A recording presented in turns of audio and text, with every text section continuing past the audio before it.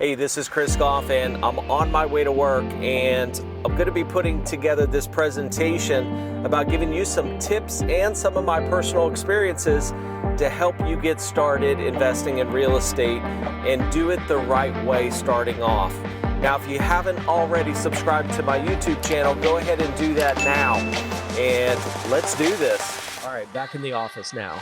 Now, the reason I put this short video together is because I want to share some of my personal getting started experiences that you never hear about like anywhere. Now, my experiences may be unique, but there's going to be several nuggets you're going to walk away with. My goal is for you to take these tips that I've learned over the last 20 years so you can get started right, because too many people get started wrong. All right, let's just jump right into it. The very first thing that I want to talk about is your attitude dictates your day. And I know it sounds simple, but it's a building block. And I'm going to ask you, is your attitude based on your income? Well, if your attitude is based on your income, then the problem is that you get in a bad mood because you don't have any income. And because you're in a bad mood, you can't get any income. Is your attitude dictated by what you own? If your happiness is based on what you own, then that's not going to get you anywhere. If your happiness is external, you can never have enough. And what happens if it's taken away? Is your positive attitude based on who you're with? I've discovered I have a hard enough time trying to keep myself happy, let alone trying to keep someone else happy. So always focus on your attitude and how you look at things day in, day out. Number 2, finding deals. You should be spending at least 90% of your time finding deals. And more importantly, it's finding situations. At the end of the day, it's really not even about the property. It's about the situation the seller is in, and that determines what you can do with the property, how much you can pay for it. Are they in pre-foreclosure? Are they going through a divorce? Is it a job transfer? And so on. So the situation is really what you're looking for. I was told in the beginning that when you find a great deal, there's always going to be someone that's going to buy it. When you find bad deals, you end up wasting your time. And if you spend the majority of your time finding the deals, the rest of this business will be a lot easier. I see so many people that are getting started and they solely focus on the end buyer. You should be focusing on the seller and their situation. So spend 90% of your time finding the deals. Next one, strategy knowledge. Of course, you're going to have to understand the foundation of the strategy or strategies you're working so you actually know how to help the seller. Too many people force only one strategy down the seller's throat and hope that it works. This is that one shoe fits all type of investor. I want you to learn multiple strategies so no matter what the seller tells you or what their situation is, you have a solution. When you have a solution, your confidence is going to skyrocket and you're going to improve your communication skills. I have got numerous training videos that you can learn on my YouTube channel. So I also recommend that you put what you learn into action. Without action, nothing's ever going to happen. Building relationships. I've got to tell you, this is probably the one thing that it's probably not the most exciting thing to learn, but building the relationships is going to be the one thing that's going to separate you from most investors, okay? And I'm not just talking about with the seller. I'm talking about with buyers, your power team members, such as attorneys, contractors, realtors, and others. And I see so many people that get out to a free seminar, a 3-day training, and they've been brainwashed to have this, take it or leave it mentality with sellers. This is no way to build relationships. And I can promise you that your communication, having a big heart and treating people like you want to be treated is going to go much further and create more professional style of doing business. So focus on the relationship. You don't even have to be great at the strategy as long as you're great at building the relationship. Next, keep up with technology. I will first admit, look, I didn't have any of this new technology and I still made it happen. But the problem today is it's everywhere. Everyone's using it. And if you use it correctly, it can save you so much time. It can lead you to a deal before someone else. It can keep you organized and free your mind to focus on the more important things in life. Just think, sellers, buyers, and other investors are using it. Your competition is using it, and so should you, so you don't get left behind. Look, I get it. Sometimes it's crazy, too much to learn. and overwhelming, but this is something that you just have to accept because it's the way of life. Now, I'm pretty old school in a lot of ways, but I'm not stupid either. If there's something that's going to speed up my success and save me time, I'm in. This is one of the reasons why we built REIPro in the beginning, was to save time. Making mistakes. Look, it's okay to make them as long as you're not making big financial mistakes. I remember making plenty of mistakes, and each time I went through a failure or mistake, I'd say, thank goodness. I'm so excited that I went through that mistake, that challenge. And I know that sounds strange because for most people it would ruin their day or they may even give up. But for me, I was being taught what not to do, or simply just don't do it again. The one fact you must face is that you will make mistakes. See, mistakes like, I shouldn't have said that, or I should have focused more in this neighborhood. Look, we all go through it. And if real estate were that easy, everybody'd be doing it. You just have to learn to believe in life. Everything is for the best. A couple of books I definitely wanted to share with you because a lot of people always ask, what books do you recommend? Well, one of the first books that I read, Think and Grow Rich. And I'll be the first to admit, I'm not a big reader. Okay. So I'm more visual, hands-on kind of person.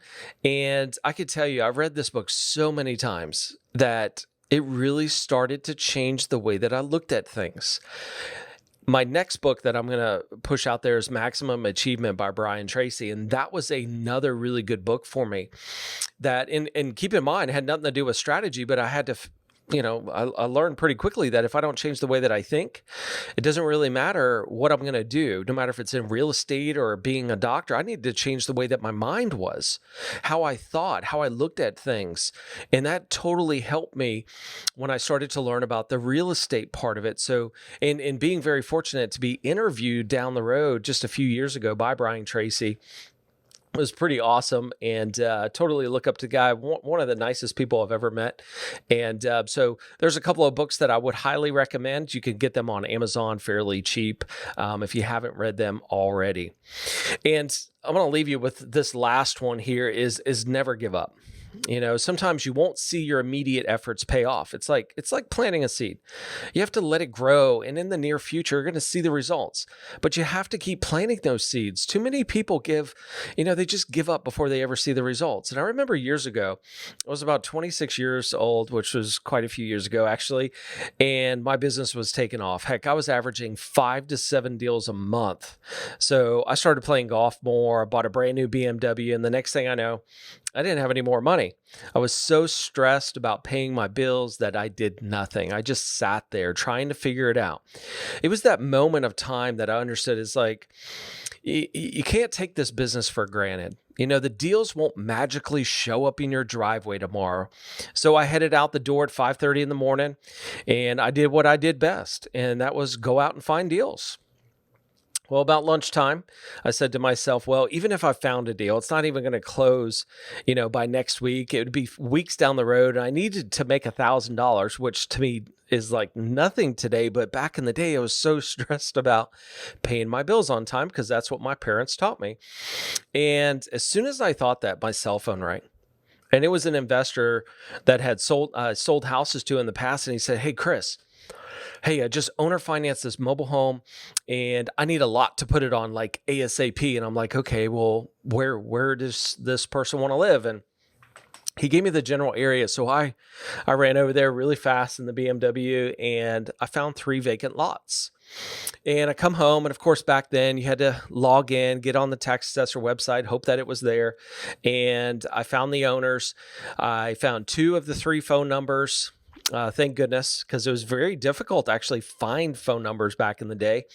And the very first call that I made, it was, sorry, that number has been disconnected, and I'm like, oh, super stressed out. And I called the very next one, and literally the conversation went this fast. I said, hi, my name is Chris. I was calling about that vacant lot you own. Do you want to sell it? And the gentleman was like, yes, I do. And I said, well, how much do you want for it? He said, I want 5,000. I said, I'll give you 3. He said, send me a contract. And literally, on my computer, printing up the contract. I'm just racing. I felt though, if I move faster, like the money was going to come faster or something. I don't know. And back then you had to fax over the contract and fax it back and all that stuff. So I called my investor and I was like, hey, his name was Brian. I said, Brian, hey, I've got this property. Here's the address. Drive by, take a look. And he said, hey, well, let me give her a call and maybe we can meet over there about 5 o'clock. I said, great, I'm going to meet you over there. So the whole time I'm going over there, I'm like, she's not going to like it. Then, the buyer's not going to like the lot. And then I'm not going to be able to make $1,000. Heck, at this point, I didn't even know if I was going to make that much money because we're buying this pretty cheap already. And I'm not sure, and then I'm thinking, okay, if the buyer does like it, we need to hurry up and send it to the title company. We need to close on this because I need to get paid very quickly. And so we go over there and she just fell in love with it. Next thing I know, my investor took out his checkbook out of his back pocket and he wrote me a check for $1,000. Not that he knew that I needed $1,000. And normally he would never even pay me up front without actually going to closing. But this one time, and the only time that he ever did that. And I can tell you, it totally changed everything. I could have easily just gave up. And the very next month after that, I closed one of my biggest deals ever. I closed 3 houses, 12 duplexes, a vacant lot, and an apartment complex in one deal. And not only did I not give up, I learned to never take this business for granted. And if I can leave you with that, I really hope that helps. So anyways, take these tips. It's not strategy specific tips, but it's real life. And that's what I wanted you to pick up on these different tips. Definitely go back through the video as well. And I'd like to have you pass along those tips that you're going to learn in the future as you get started and share those with other people as well. So until next time, thanks for watching.